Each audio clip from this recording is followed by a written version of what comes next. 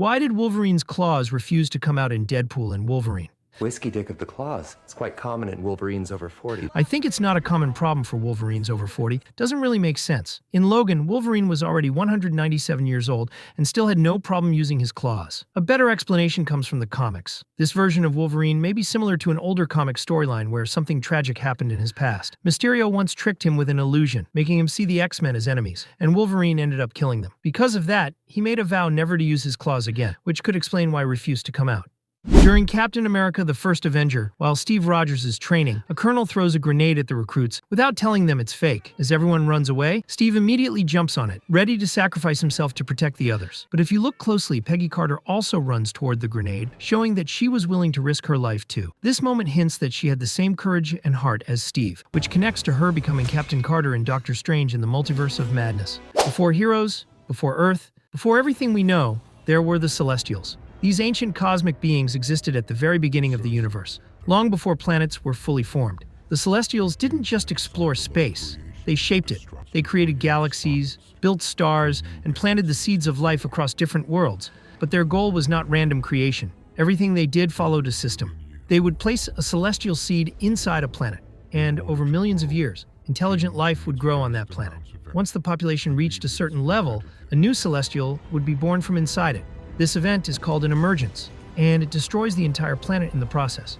To make sure this plan succeeds, the Celestials created powerful beings called the Eternals. These Eternals were sent to different planets, including Earth, with one mission: to protect intelligent life and help it grow, but never interfere with the bigger plan.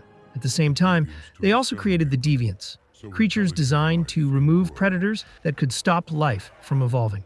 But the Deviants became unstable and started attacking everything, including humans. Because of this, the Eternals had to step in and fight them, guiding human civilization in secret, while believing they were saving the world.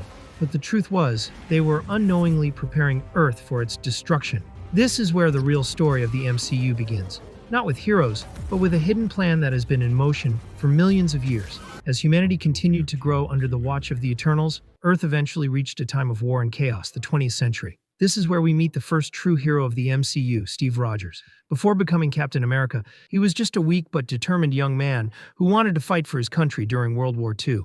While the world was at war, a secret organization called Hydra was rising in the shadows. Hydra was originally a division of Nazi Germany, but they had their own goals: to use advanced power to control the world.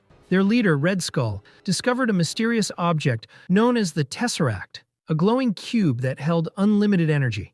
This object was not just a weapon, it was actually one of the Infinity Stones, created at the beginning of the universe. Using its power, Hydra developed advanced weapons far beyond anything humans had seen before. Meanwhile, the United States began a project to create a super soldier, someone who could stand against Hydra. Steve Rogers was chosen, not because he was strong, but because he had a good heart. After undergoing the experiment, he became Captain America, gaining enhanced strength, speed, and durability.